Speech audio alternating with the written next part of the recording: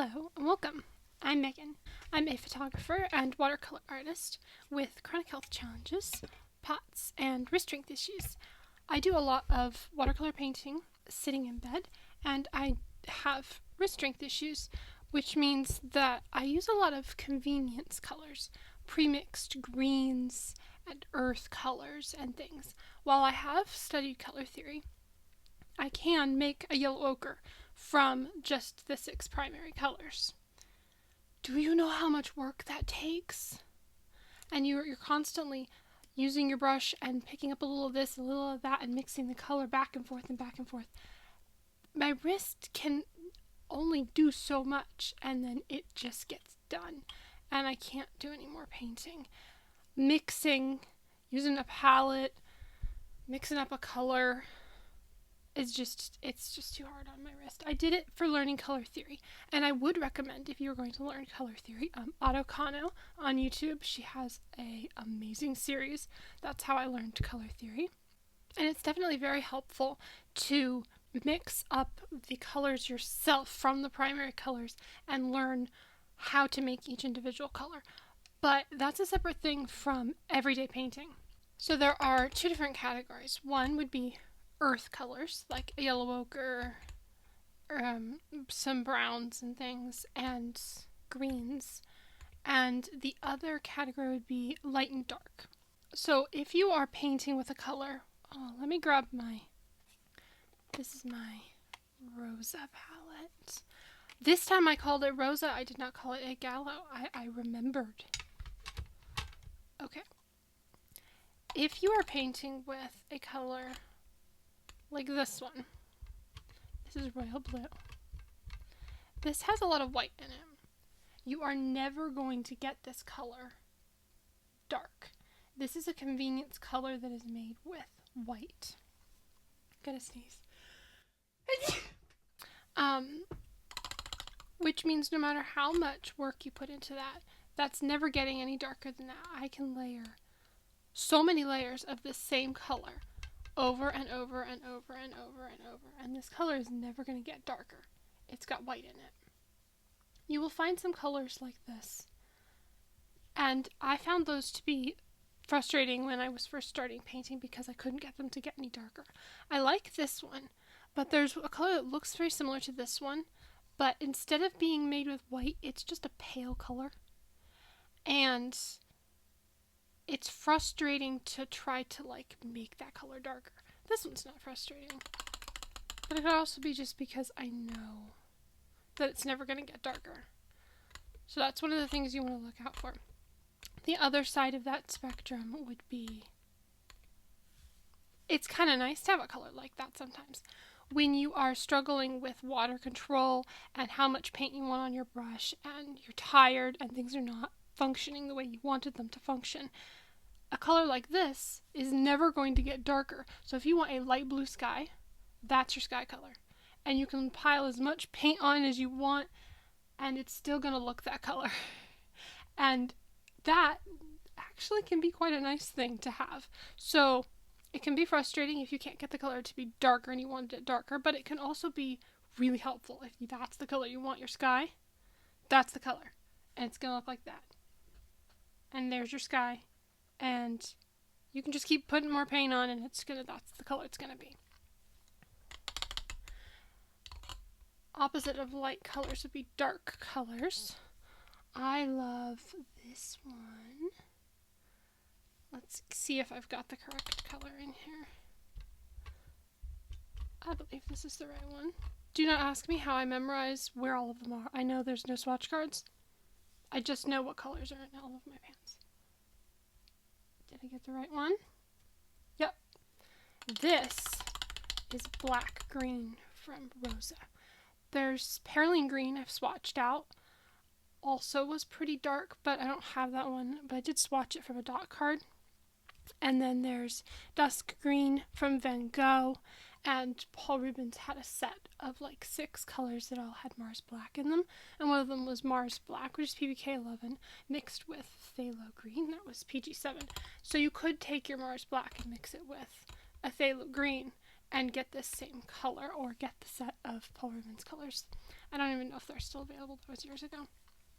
But you can see it's a kind of a green. And Mars Black's very heavily granulating, which is really fun if you want to like do trees or something. But that is very dark, and that didn't take any work. Sometimes it takes a lot of work to mix two colors together, to pick colors that are opposites on the color wheel, mix them together, and then get a color that's dark enough so that you can like add a definition line to your trees. So like you have these pale green trees, and then you wanted to add some like more dark trees to add some contrast to your image that you're painting. And you can't get the color, and then you're like mixing the two colors together, and it's like, okay, finally I got a dark color, and now I can put it on. That's a lot of work on my wrist. And so this just comes directly out of the pan, very dark. And I find that that's really helpful. I can take this color and I can mix it with a bit of a brown or something and make it... I'm having brain fog again. I forgot what I was saying. What was I saying? And make it less green of a color. So I have options with that. It will make your water very dirty. So what you can do if you are trying to keep your water clean because you're painting a bed is you take the brush that you've got all that dark color on, you dip it in there, and then you blot this on your cloth. And you do that a couple of times. All the color will come off on your cloth instead of in your water thing. Then you can rinse the last tiny bit out of your brush and your water container will stay clean. Dark colors. Light colors, dark colors. As I mentioned at the beginning of the video, it's very challenging to make something like a yellow ochre. In my experience from working on color theory and doing the color mixing myself from the primary colors and trying to make the earth colors, it is possible, but it is hard. Yellow ochre would be the one that's the hardest for me. I've done it a couple of times, but it's really hard to make something like yellow ochre. Yellow ochre pigment itself is actually like from the earth, or it's a synthetic version of the color. It's not like there's many different pigments in there. That's one pigment. There are also some single pigment greens, like they look green. I'm not sure why that was important to tell you. I'm sure that was relevant at some point. Maybe just because it's interesting. So this is raw sienna from Jackson's. But you can use a raw sienna from whatever brand. Some of the raw siennas are going to be brown and not yellow. So I would go with a yellow ochre. There's also Montamiata Natural Sienna, which is a beautiful yellow ochre looking color. But anything that's like an earthy yellow ochre kind of color is going to be really helpful for you, because that is one of the hardest colors to make, and it works really well for being a beginning step for mixing other colors.